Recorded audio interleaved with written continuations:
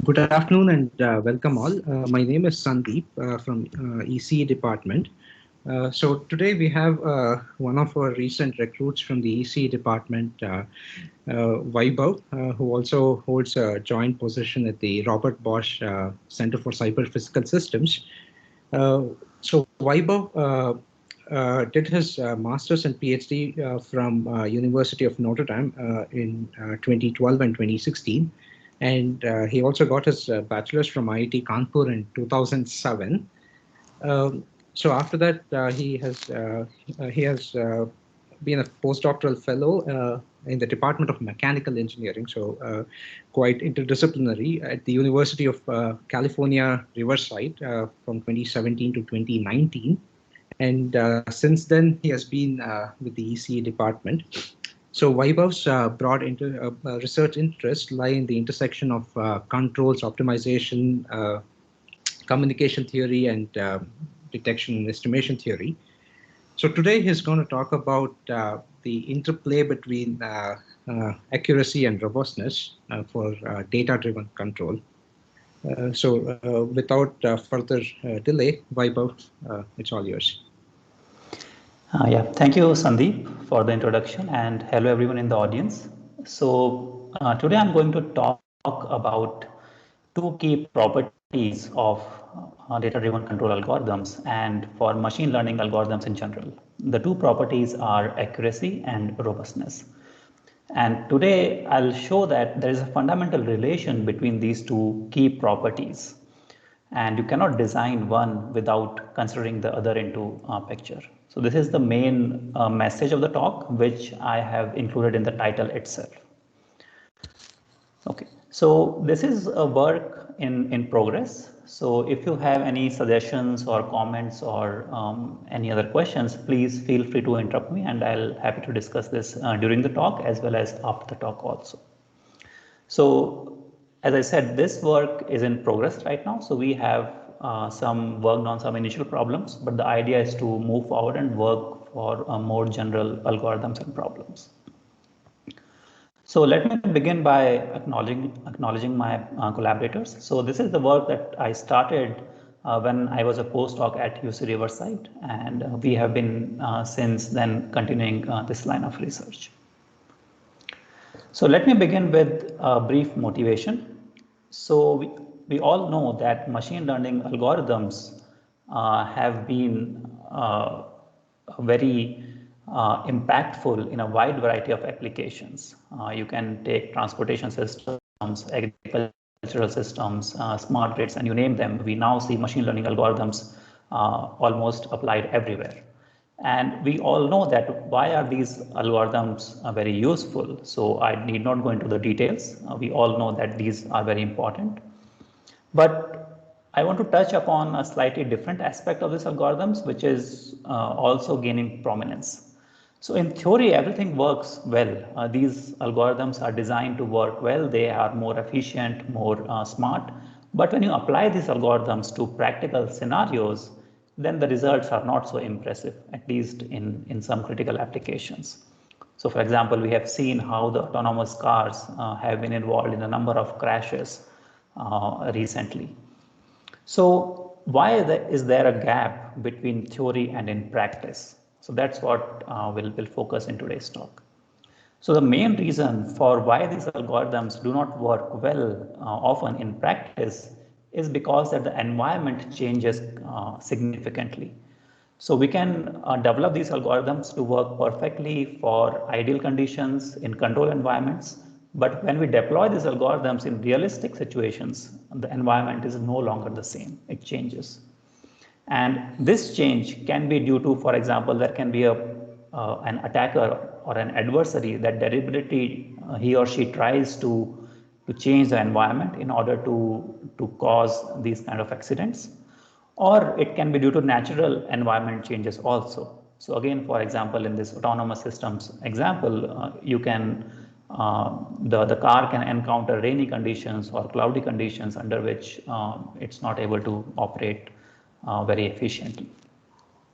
So then the question arises that under this situation, can we really trust these machine learning algorithms under these adversarial or perturbed conditions. So this is the key question of interest, and this is a very important question because if you want to deploy these technologies in real world, we need to address this question before we can do anything.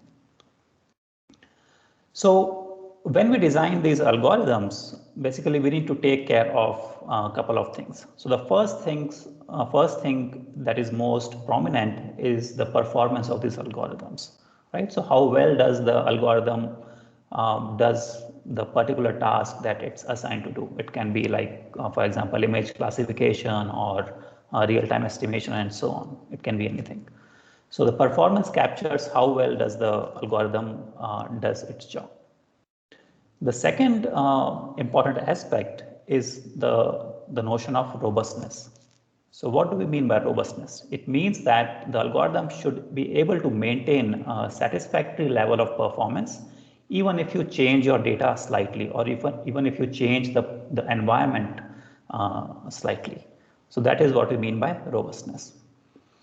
And till now, mainly the works have been focused on improving only the performance of these algorithms because we want to have more and more efficient algorithms. Obviously, that is the holy grail of machine learning. And the robustness part is often an afterthought. So first we design the algorithm for its efficiency or performance, and then we see, okay, how robust is the algorithm? And often this is done numerically without any performance guarantees. And that's why we see such kind of mismatch between theory and practice. So we need to have a fundamental understanding on what causes this kind of a mismatch between theory and practice. Why are these algorithms so fragile when we deploy them in real practice? So this is a very important question because we don't really understand why these algorithms are not robust. So therefore, we need some fundamental results in this area. And that's the guiding motivation for this work. So basically, how can we design algorithms with provable guarantees, both in terms of performance as well as robustness? So we need both performance and robustness within some acceptable levels. So that is the whole goal. Okay, so let me give you the take-home message in the beginning itself. So in this talk, basically, I'll be talking about performance and robustness. And what we will see is that there is an inverse relationship between these two metrics. So for example, if you want to improve the performance of these algorithms in normal conditions, then you will have to give up on the robustness of these algorithms. And similarly, if you want more robustness in, let's say, these perturbed or adversarial environments, then you will have to give up on the performance in the nominal case. So you cannot design both independently. So there is no free lunch here. So that is the main message of this talk. And I'll be focusing on this message at multiple points during my talk. Okay, so before we begin, let me just give some prior results. So this interplay between robustness and performance is not new. So starting from 2014, people have looked at adversarial classification examples. So for example, if you look at the picture on the left side, if you have a picture of a panda and you add some small perturbation to this noise, to this image, then you can fool the classifier. So the classifier classifies not as the picture as not as a panda, but as a gibbon. And you can clearly see that both of these pictures are quite the same. They look the same to the naked eyes. And this is a very famous example from this paper. So you can see that in this case, this algorithm is not very robust, even to minor perturbations. And similarly, if you look at the image on the right hand side, here also people have shown that if you change the stop sign slightly by pasting some stickers on top of the stop sign, then you can fool the classifier to treat this stop sign as a speed limit. And again, this is very, very dangerous in autonomous car applications. So since then, there have been a lot of work on improving the robustness of these learning algorithms. And there have been guarantees provided against some bounded perturbations also.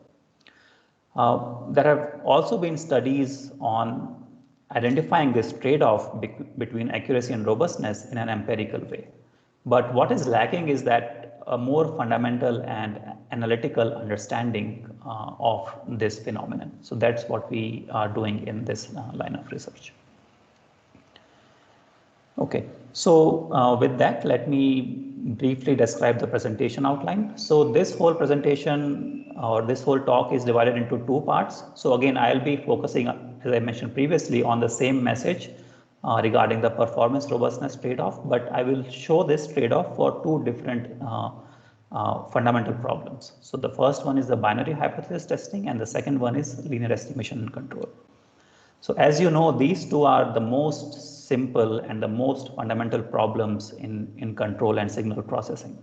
And basically we start with these most simple problems, and the goal is then to move forward from these starting points.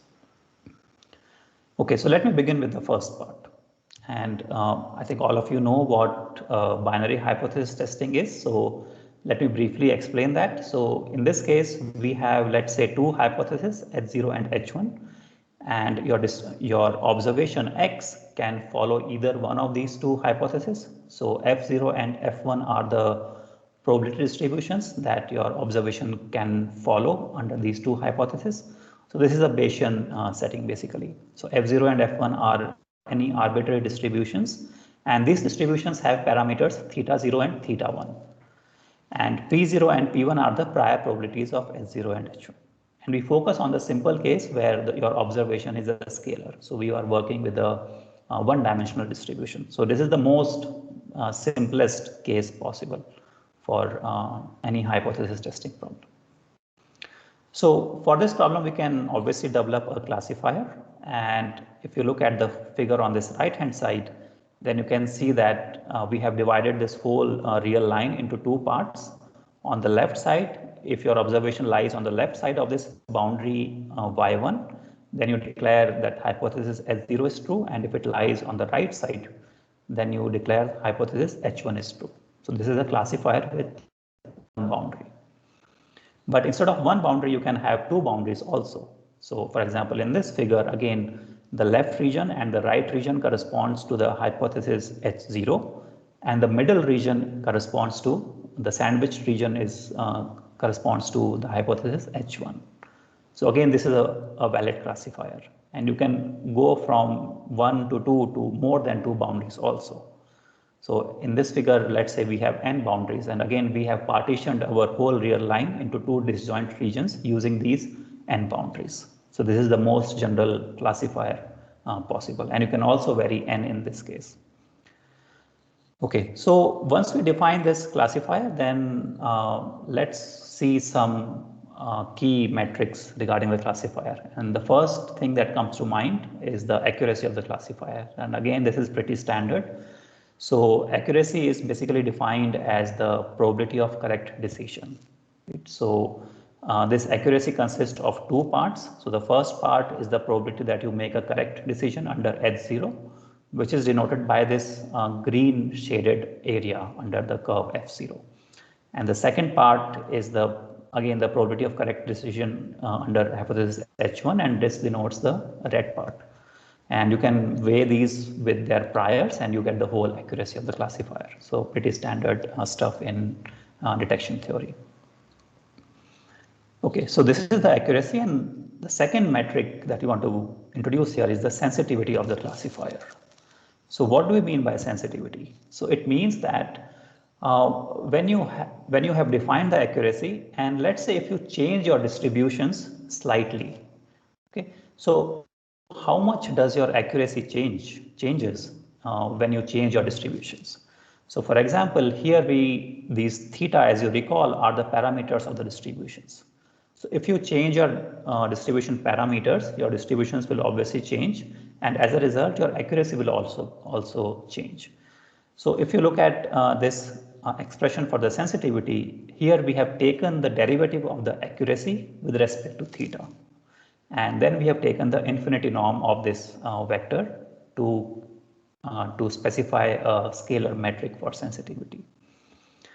And here you can clearly see the motivation that if this derivative is very large, that means your accuracy changes a lot when you change your parameters theta. So your algorithm is much more sensitive to changes in the distributions. And the idea is that you can model your changes in the environment or the changes in the data by changes in the distributions themselves. So if you look at these two figures, here on the top we have the original distributions F0 and F1, and on the bottom you have altered distributions F0 prime and F1 prime. And you can clearly see that these green shaded area and the red shaded area, both these areas change. And as a result, your accuracy changes when you perturb your distributions. So if your sensitivity is very high for any particular algorithm, that means it's less robust, right? Because it is not able to sustain the changes when you change your distribution or you change your data or environment. So therefore, high sensitivity intuitively implies low robustness and vice versa. And here we have taken infinity norm because it captures the worst case sensitivity with respect to this whole theta vector. But we can also take the 2 norm here, and we have some results for 2 norm. But in this talk, I'll focus on the infinity norm only.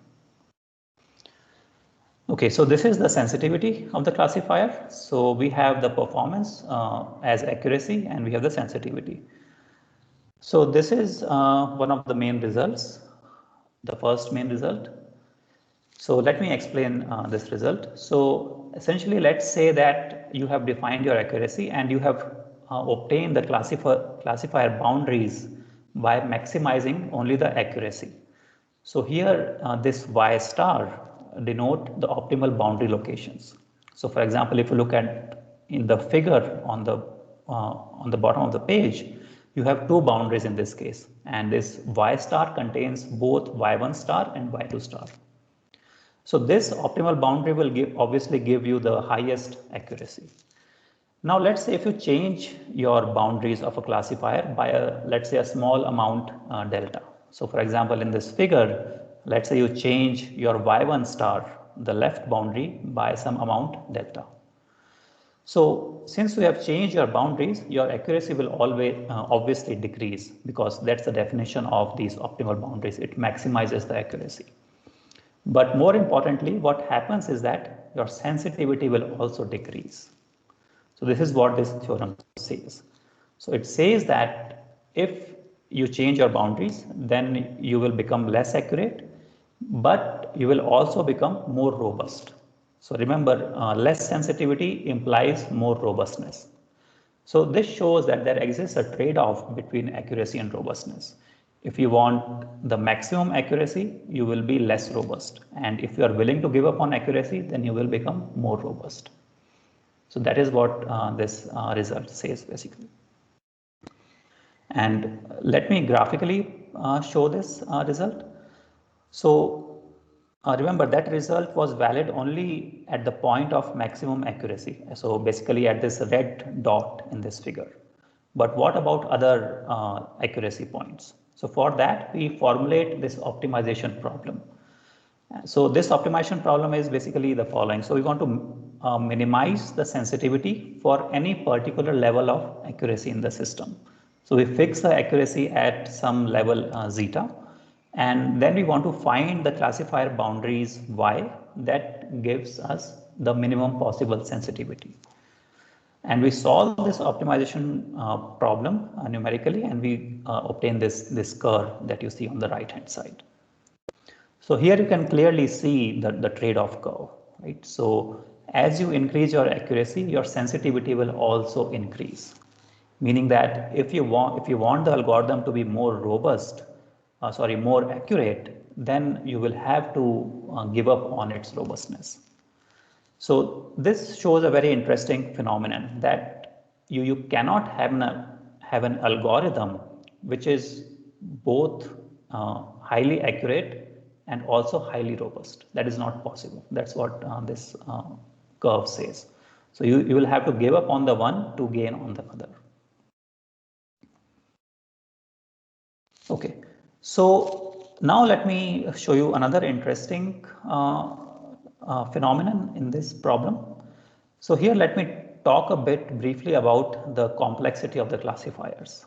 So the idea is that, okay, we have this trade-off curve, but can we improve this curve by increasing the complexity of the classifier? Or in general, if we want the algorithm to be more complex, can we improve on this trade-off curve? So in this simple case, for the binary classification, as I mentioned, you can have one boundary, you can have two boundaries, you can have multiple number of boundaries to divide to partition your region into two disjoint spaces. So as you increase the number of boundaries, obviously you are increasing the complexity of the classifier. So the idea is that can we improve on this curve by increasing the number of boundaries in the classifier? So this curve that I showed you before was obtained for two boundaries. Okay, so now let's see what happens if we increase the number of boundaries when we make the system or make the algorithm more complex. So this is the figure with three boundaries and two boundaries. So you can clearly see that this orange line that corresponds to the three boundaries, we have significantly improved this trade-off, right? So for example, if you pick any particular level of accuracy, let's say 0.65, then the three boundary classifier will give you a less sensitivity than a two boundary classifier. So in that sense, we have improved this trade-off curve. Now let's go from 3 to 4, and we can again see that here this green curve is below this orange curve. So we have further improvements. Let's go for 5 boundaries. It pretty much remains the same.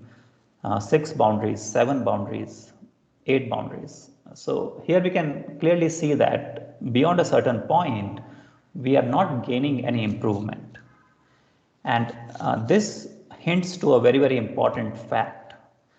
And that fact is that this kind of a trade-off curve between accuracy and robustness is a very fundamental curve. You cannot go beyond a limit by increasing the complexity of the algorithm. So in that sense, you cannot say that, okay, since my algorithm is not very smart, not very complex, therefore I am having this trade-off. Let me improve my algorithm, let me make it more complex, and then maybe I can do better. But this result says, no, you cannot do that. This trade-off curve is fundamental to the problem. You cannot go beyond a certain limit just by making your algorithm more intelligent or more complex. So this is the also another point that I want to highlight in this talk. So this fundamental curve basically depends on your classification problem itself. Okay, so now let me conclude this first part by taking a practical example. So in this case, we basically simulated a digit classification problem. So here on the left side, you can see that we want to classify the digits from 0 to 9 using some images. So on the left side, we have the nominal samples, and on the right side, we have adversarial samples. So we have perturbed the images in order to fool the classifier. So for example, on the first image on the right side, there is a 7, and the neural network predicts this 7 as a 2 in this case because it's an adversarial case. So here to improve the robustness, we basically use the regularization in neural networks. Again, this is pretty standard.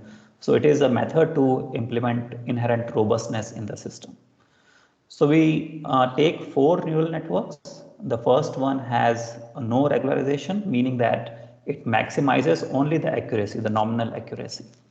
And the other 3 neural networks have different regularization weights to increase the level of robustness. So this is the curve that we obtained by simulating these 4 neural networks on that digit classification example.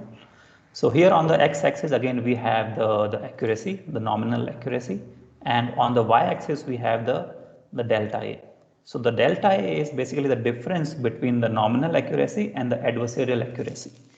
And the idea is that if you have a lower value of delta A, that implies lower sensitivity, right? Because if delta A is lower, that means your algorithm has not changed much from the nominal to the adversarial conditions. So therefore, it has lower sensitivity and higher robustness. And here also, you can clearly see that we have a similar looking trade-off curve. So if you want more nominal accuracy, you will have to give up on the robustness. So the same phenomenon is observed in this practical example as well. Okay, so just to summarize this first part, so we have shown that the sensitivity of a classifier is directly related to its accuracy. We cannot design both of them independently. There is a fundamental trade-off that exists between these two, and you cannot improve this trade-off merely by tuning your classifier or tuning your algorithm or making it more complex. So therefore, whenever we design these machine learning algorithms, we should take into account both accuracy and robustness. So there has to be a right balance between these two important metrics. Okay, so this concludes the first part of the talk. If there are any questions regarding this first part, I can take them now. Otherwise, I'll move on to the next part.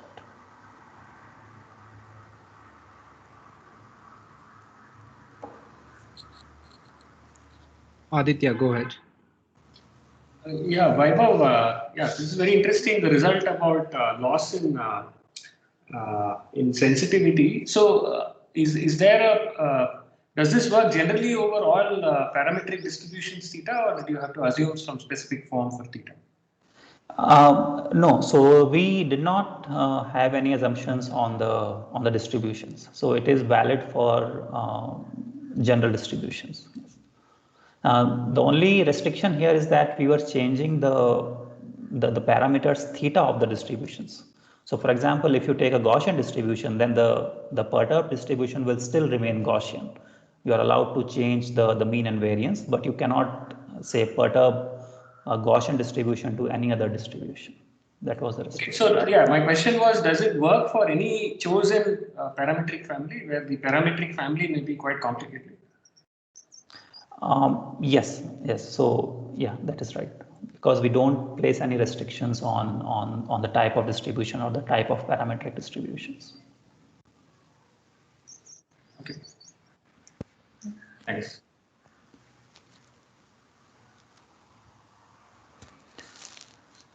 Okay, so then let me move ahead with the second part that deals with linear estimation and control.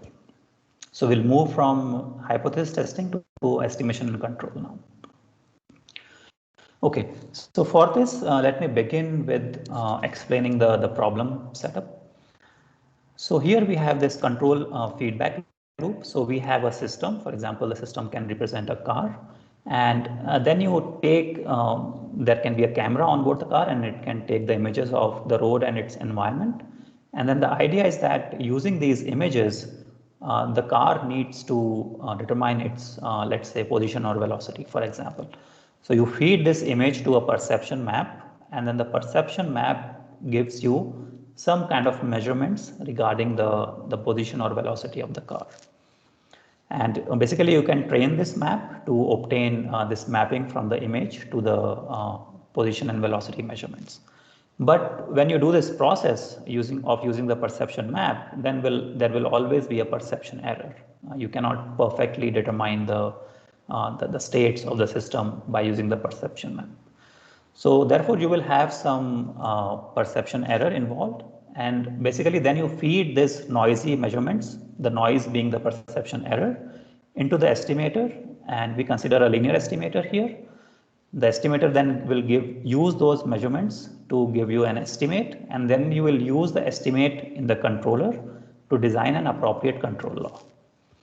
And here again, both the estimator and the controller are assumed to be linear, and the system will also assume to be linear. So again, this is the most basic setup for linear estimation theory.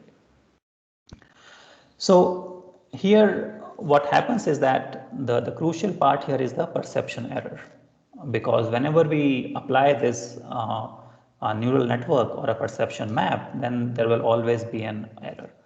So for the estimator to work correctly, we need to identify how does this perception error looks like, because those statistics will be then used in the designing of the estimator. So in this case, for instance, we can empirically compute the distribution of this perception error, and it might look something like in this figure. So this is in the normal case. So then you use this empirical distribution to basically compute your estimate. And here you can see that in this process, your estimator will compute the estimates in a well-defined manner, and your error will remain within some acceptable bounds. So this is all good. But what happens is that when you actually deploy this system in practice, your perception error statistics might change drastically. And again, this can be because maybe you have designed your system for a clear weather, but if it is rainy weather or if it's a cloudy weather, then obviously your perception error will change. So here you can see that this red curves denotes a different kind of a distribution for your perception error. So now since your actual distribution has changed and you use the same estimator, then your estimation error will become very large and the system will not perform well. So here we can clearly see that there is a difference between the nominal and the actual or the non-nominal case here. And we want to make our algorithm robust to such changes in the environment. Okay, so let me begin with a few assumptions here. So for simplicity, we assume that this perception error follows a Gaussian distribution. And this is purely for tractability. And again, later I'll show that we obtain the same result, at least empirically, when we don't assume this, that the error has a Gaussian distribution. And the second assumption for now we'll use is that in the controller, we'll fix this control gain L to be the LQR control gain. So LQR control gain is, again, it's a standard problem in control theory. So you basically minimize a quadratic cost consisting of your state and your control inputs. And when you solve that problem, you get the optimal controller as the LQR controller. So with these two assumptions, let me describe the system formally. So as I mentioned, we'll work with a linear system. And here X denotes the state, U is the control input, W is the process noise. And then we have the measurements, which is the second equation. And here V of t is the perception error that I was talking previously. So you will have the noisy measurements, and both W and V are assumed to be normally distributed with zero mean, and Q and R are the covariance matrices for these two errors. Okay, so this is a linear system, and then we can design an estimator for computing the state estimates. And again, this is a standard linear estimation theory. So the first line here denotes the estimate equation, and here this matrix K is essentially the filter gain, and this will play a quite important role moving forward. And the second line is the estimation error covariance. So this is the linear estimator that we use. And for example, if you want the optimal estimation, then you can use the Kalman filter. So here the gain K will correspond to the Kalman filter gain for the optimal linear estimator. Okay, so then once we define the estimator, let me define some metrics. So the first natural metric is the estimation error itself. So we define it as the trace of the estimation error covariance. So remember, P is the estimation error covariance and K is the filter gain. So your covariance will depend on your gain, and then we take the trace of this error covariance to compute the scalar estimation error metric. So this is the first metric.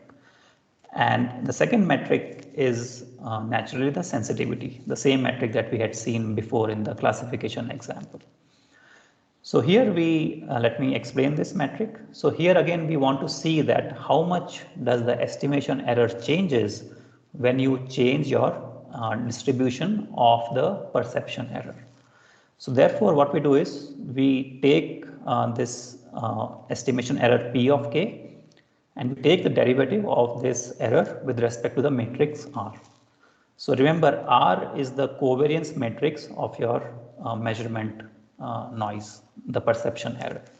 So the idea is that when you change your perception error, the statistics, when they change, how much does the error changes? So that is what is captured by this derivative here. And since it's a derivative of a scalar quantity with respect to a matrix, you will get a matrix inside these brackets, and then you can take the trace to compute again a scalar metric for the sensitivity.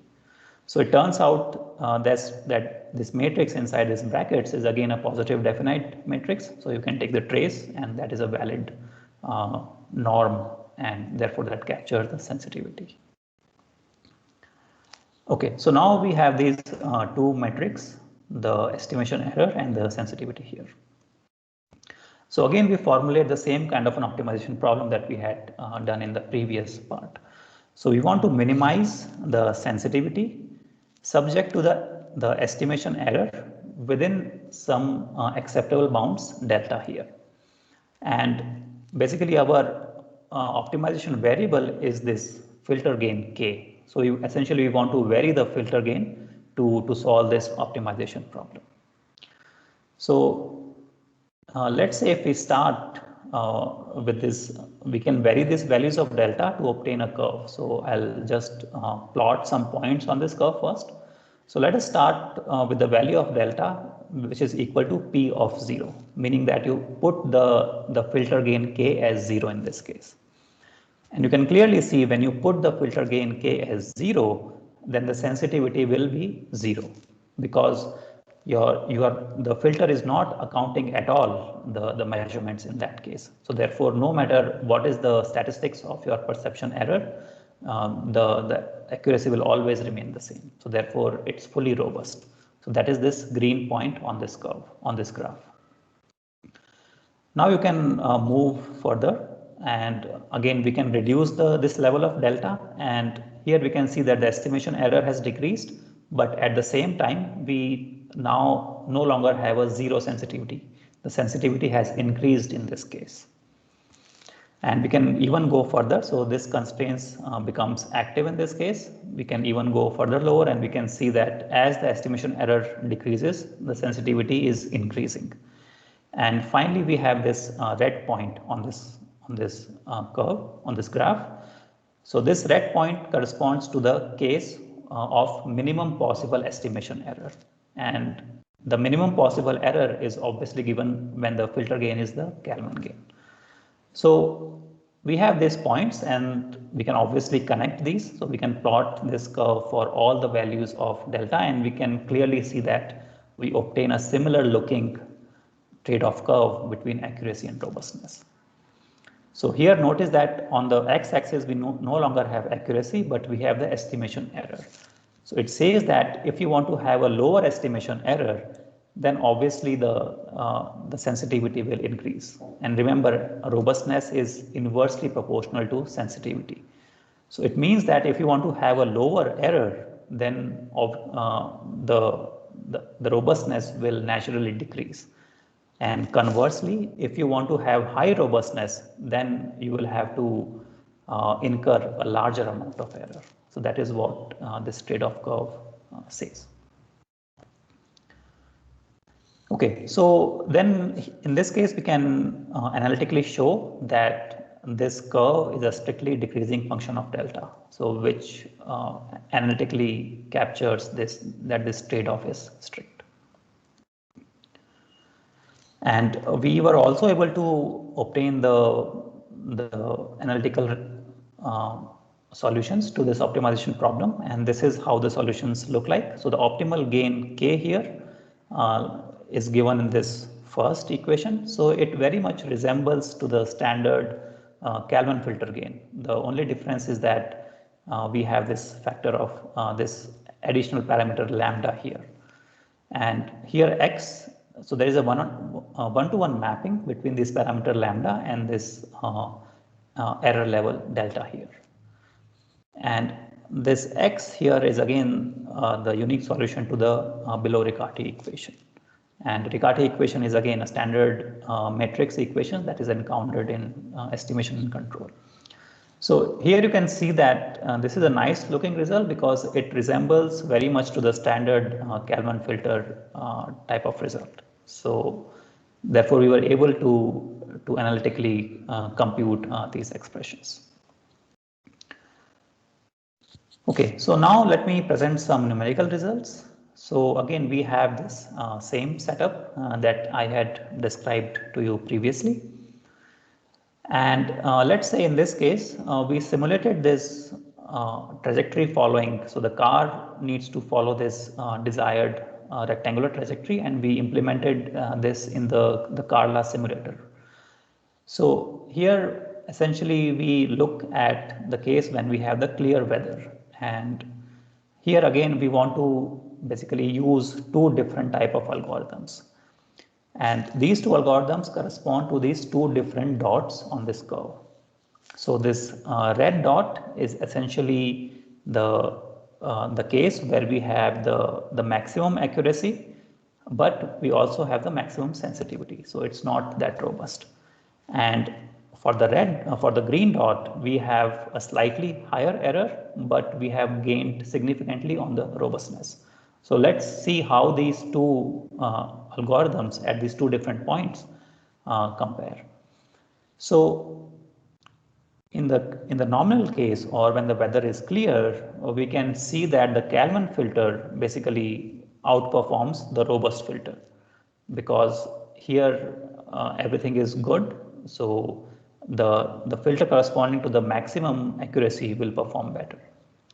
But when we change the weather to, let's say, the rainy weather, we have changed the environment, then we see that that is no longer the case. So in this case, the red curve, which is the Kalman filter curve, performs much worse than the green curve. And this is because we have inherently picked a robust filter. So that robust filter is able to handle the changes in the environment much more efficiently. Okay, so as I mentioned previously, we made some assumptions that the errors need to be Gaussian. That is for analytical tractability. But we also see the same kind of a behavior when the error is non-Gaussian. So let me briefly comment on that. So again, we used the same Carla simulator, and we simulated the nominal and non-nominal conditions, and we trained a perception map using the nominal data. And again, we obtained the same kind of a curve. So if you want to have a less error, you will have to give up on the robustness. So this kind of a trade-off also exists when the perception error is not Gaussian.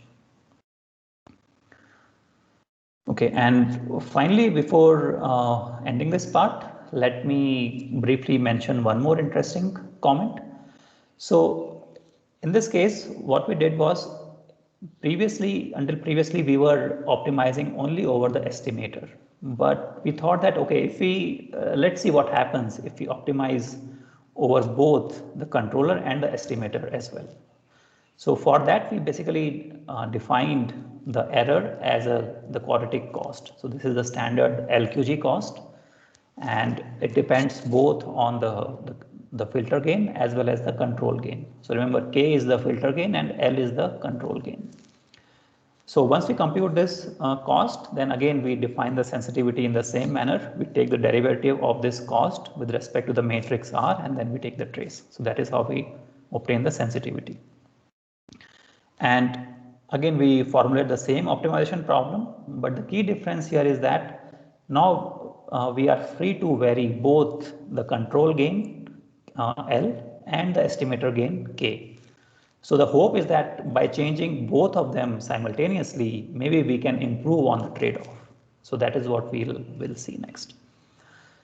So this is the curve that we obtain by solving this optimization problem for different values of delta. So here we basically find both the optimal K and L jointly. Now let's compare this to another case. So in this second case, what we did was that we fixed the control gain L to the LQR gain, and we only varied the filter gain k. So we are fixing one and only varying the estimator gain. And to our surprise, we still see that we obtain the same fundamental curve. We were not able to have any improvement in this case. So in the third case, we tried the other way around.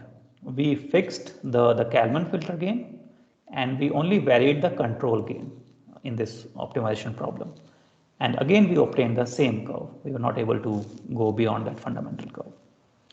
So this shows that essentially optimizing over both the control and estimator is equivalent to fixing one of these two gains and optimizing over only the other gain. So jointly optimizing over both the gains did not give us any benefit as compared to optimizing only over the one gain, either the gain k or the gain L. So that is the main message here. Okay, so then let me conclude this talk. So the take-home message, as I mentioned previously, is that robustness is at odds with accuracy of performance in these data-driven control systems. So we cannot achieve arbitrary level of accuracy and arbitrary level of robustness in these algorithms. If we want to improve on one metric, we'll have to give up on the other metric.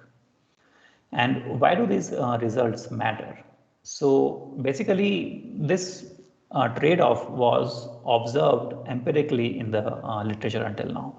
But what we did was we took some initial steps for these simple problems and we proved this trade-off analytically. And this analytical result also allowed us to basically synthesize some particular algorithm which can give you specified level of performance as well as robustness. So as a system operator, if you give me, okay, my algorithm should be this much robust and this much accurate, then these tools will be able to give you that algorithm. And finally, why are we doing all this? So the idea is that using on these very, very basic results, we should be able to say something more about more general algorithms and essentially design algorithms that are within acceptable levels of both robustness and performance. So we should take both the metrics into account while designing these algorithms, not just focus on performance, because it is very important and crucial in real-time applications that the algorithm should also have robustness inbuilt into them. Okay, so that ends my talk. Thank you very much. I'll be happy to take any questions. Thank you, Vaibhav. Yeah, we have time for questions. Aditya. Yeah, hi, Vaibhav, it's me again. So again, going back to the first result on basic hypothesis testing, you said there is a loss of sensitivity close to the optimum point. Is it possible in your results to also quantify the amount of loss of sensitivity if you move away from the optimal boundaries? I would assume it should depend on the property of the two hypothesis distributions. Correct. Yeah, precisely. It depends on the distribution properties. So yeah, we were not able to analytically say anything regarding how much loss is there. But essentially it depends on the shape of this curve, right? So if this curve is very steep, for example, on the right side, then we can say that by giving up on the accuracy very slightly, we are able to improve very much on the sensitivity.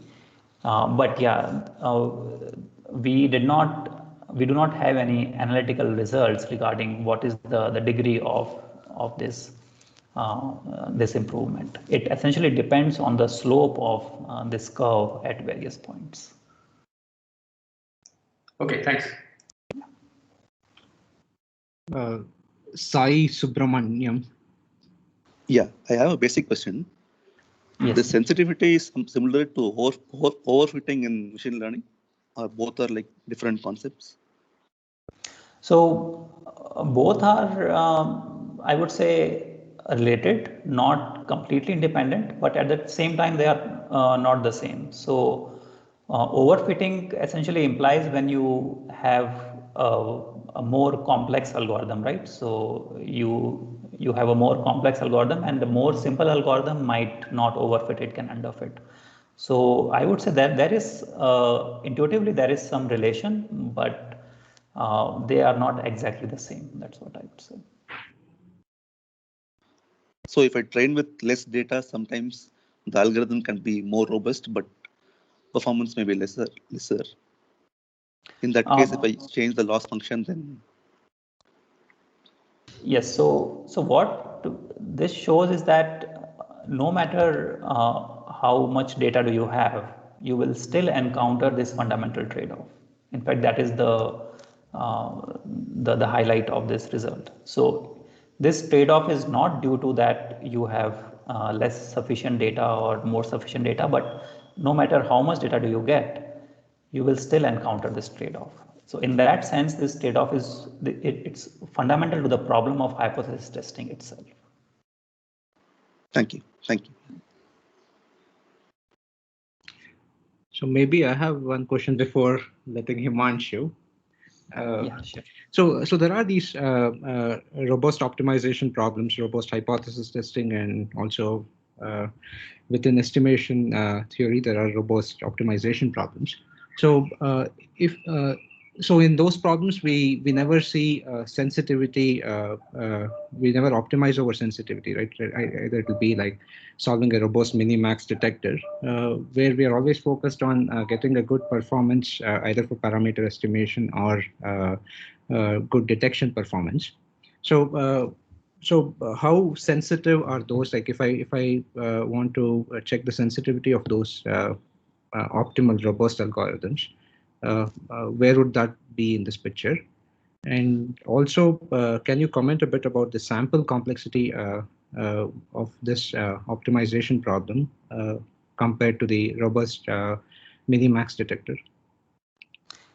Yeah, so when you talk about these robust optimization and robust detectors, I think there is an inbuilt notion of sensitivity there as well, because essentially you are taking into account all possible variations that could happen when you solve a kind of min-max problem, right?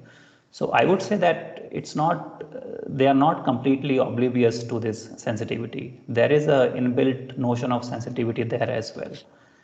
And regarding our second point, like the sample complexity, I'm not very sure. Like, can you elaborate on what you mean by? So, for example, like, can we say something about the error rate for such detectors in terms of either Kullback-Leibler, or can we compute some bounds? So you mean the bounds on this trade-off curve, or right. in general bounds on the? Okay. So yeah, so in this problem, I think we did not consider that part. So the sample complexity does not appear here, because here we are considering only the relationship between sensitivity and robustness. So I think when you have the sample complexity, that will not affect the sensitivity or the robustness. So that is not related to the sensitivity and robustness. That's what I think. But again, I'm not too sure about that, because I haven't worked on the sample complexity problems. Mm-hmm. Okay. Thank you. Himanshu? Yeah, hi. I'm just going back to Sai's point. So when you think of generalization error and overfitting kind of problems, you assume that the samples are coming from the same distribution. And you've seen few samples from the same distribution, and now you see more samples from the same distribution. Versus in robustness, you are saying that the distribution can be different altogether. Nonetheless, when you look at finite sample considerations, it is these two things should be related, right? In the sense that depending on some smoothness of the family or something like that, because in the one case, how much the computed log likelihood ratios will change or local behavior will change can depend on some local behavior of the distribution. And similarly here, it will be how locally you can move within the family or within the class of allowed perturbations to the distribution. Okay. So is there some? So I think you said that these two are related. Is that understood? There's some relation between robustness and generalization error? So I think when you talk about like number of samples, so as you increase your number of samples, obviously you will get better and better accuracy, right? So that is one thing. The second thing is that if you have a more generalization in your problem, then obviously if you have a nominal conditions, then the generalization will not help you. But as soon as you change your underlying distributions, then the generalization comes into picture, and then it will introduce an inherent robustness in the problem. So in the nominal case, the generalization will harm you in fact, but the idea is that when you deploy this, the distributions may change, and that's where the generalization helps you. So in that sense, I think the generalization is related to inherent robustness in the problem.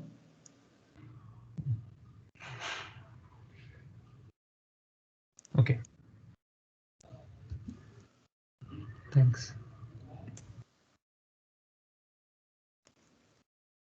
Okay, Sai, do you have more questions, or we just forgot to lower your hand? You're done. Okay. Yeah, I'm okay. done. So yeah. Sorry. If not, then if there are no further questions, then let's thank Vaibhav for this very nice talk. Thank you, and yeah, we will again resume end of this month with the next webinar. Thank you. Okay. Thank you all. Thank you very much.